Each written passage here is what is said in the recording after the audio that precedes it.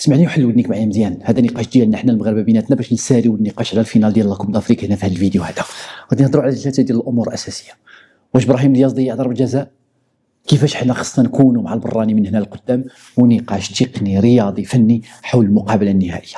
الحاجه الاولى، واش ابراهيم دياز ضيع ضربه جزاء؟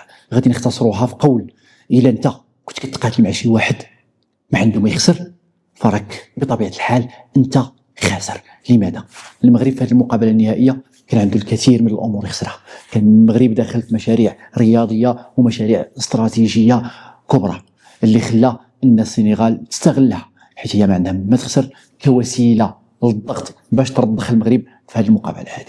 التهديد بالانسحاب من المقابله كان سيجني على السنغال الكثير من العقوبات، ولكن السنغال ما عندهاش مشكل انها تاخذ عقوبات، ولكن في المقابل انها تجر معها المغرب الى الوحل، الى الشكايات وطلع ونزل والفيفا وذاك الجمهور كامل ديال السنغال اللي كان خاصك تسلخوا الاول عاد دير. دونك هاد الامور هذه كامله فضلنا اننا ناخذ الامور بطريقه اسهل ونختاروا الاختيار الاسهل اللي هو هاك دير الكاس. ما كيهمش، حنا عندنا ما هو اهم من ذلك، ونبسطوها بالدارجه ديالنا. حتى انت الا كنت غادي في الشارع العام وهجم عليك شي هبيل ولا، يمكن تكون عندك القدره انك تشدو تسلخو، ما كاينش مشكل، ولكن كتفكر كتقول غنسلخو وغنمشي معاه للسبيطار ونمشي معاه للمحاضر ونمشي معاه للطلوع ونزولو، غنولي انا وياه بحال بحال، وانا عندي وقتي وعندي امور ثمينه كتحتاجني. دونك من الافضل تقدر تعطيه كاع درهم، تقول له هاك درهم سير الله يعاون عطيني اتساع. هذا هو الخيار اللي خدو المغرب، هاك الكاس وبعد مني واعطيني اتساع، عندي امور اهم من انني ندخل معاك في هذا اللغط هذا. نمشيو الشق الثاني اللي هو كيفاش خصنا نكونوا مع البراني من هنا لقدام. البراني اللي جاي بصيغه نظاميه وقانوني، ما كنهضرش على اللي ماشي قانوني، اللي ماشي قانوني اصلا ما عندنا ما نديرو به من هنا لقدام. ديك الانسانيه والتسامح والتعاطف ما كاينش. اللي جاي قانوني ومفروض عليك انت تانفيتيه ولا تعرضه، ولا حتى الناس اللي كيانفيتيو بزاف وكيعرضوا بزاف الله يرحم الوالدين نقصوا علينا من واحد النوع ديال البشر محدد، واللي عنده شي برارد واللي عنده شي زليف ديال الحريره وها رمضان جاي، اللي بغى الحسنات، اللي بغى الاخيره ديالو يصلي ويعبد ربي ويقرا القران وعنده البدائل يديرها، ماشي ضروري تبقى تفطر ليه في البشريه. زليفكم ديال الحريره وبراردكم والدقيقيه طاطاط اللي جا نعرضوا له بالبندير الله يرحم الوالدين الله يجعل شي بركه، حيت هاد الناس هادي ما بقاتش كتحترمنا. حنا بلاد ديال الامن والامان، السلم والسلام، ولكن ماشي لدرجه ان بنادم ياخذ راحته حتى ما تبقى عنده حتى شي ذره ديال الخوف امام الملأ، امام الملايين تشاهد في ملعب مونديالي كينقز لك من الصور وكيهرس برجليه وبيديه وكيهاجمك وما كيخاف من حتى شي حاجه. لهذا ضرفات بزاف، هذا ما جنته علينا رحم الوالدين.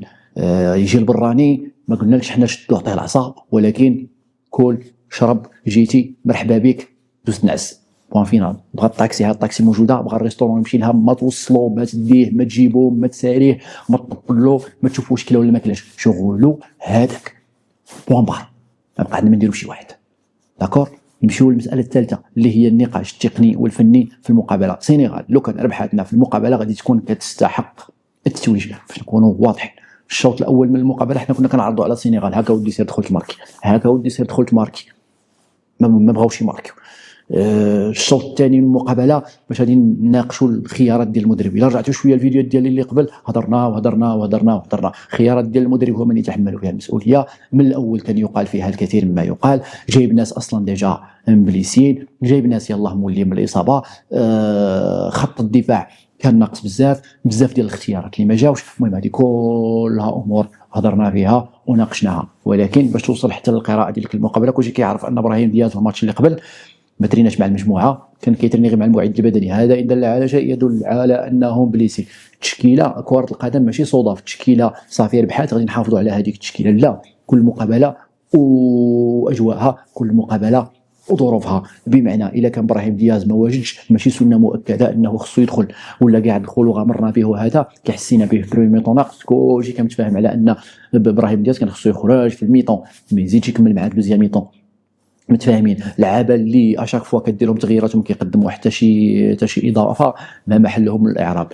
قلنا انك خاصك تتحمل المسؤوليه سيد المدرب، تحملها دابا. جاب الله ان البارح الله يستر هذاك بونو دنيا واخيرا كما استر علينا وفكنا من شي كارثه كانت تقدر تكون اكبر من هذه، ولكن المدرب يجب ان يتحمل مسؤوليته، يتحمل مسؤوليه اختياراته. ما غاديش نقولوا له دابا جلس ولا بقى، هذا ماشي نقاشنا حاليا، ولكن على العموم اننا كنا ناقصين بزاف تقنيا وفنيا ومن ناحيه الكوتشينغ في المقابله، وهذا امر كان متوقع ان نصل اليه امام الفرق اللي قويه وواقفه. هذا كل شيء الى الامام لنمضي قدما. مازال تابعنا تظاهرات كبيره، راه عندنا ما عرفتش اللي جاي الكوب دافريك ولا مونديال ولا ديال البنات، باقي تظاهرات كاس العالم انديه، باقي لنا كاس العالم، عندنا رهانات رياضيه كبيره اهم من اننا نبقاو تابعين فلان او علان. لا يهم، كل شيء جاي وقته، واللي ما دارش طرفو دابا يديه. السلام عليكم.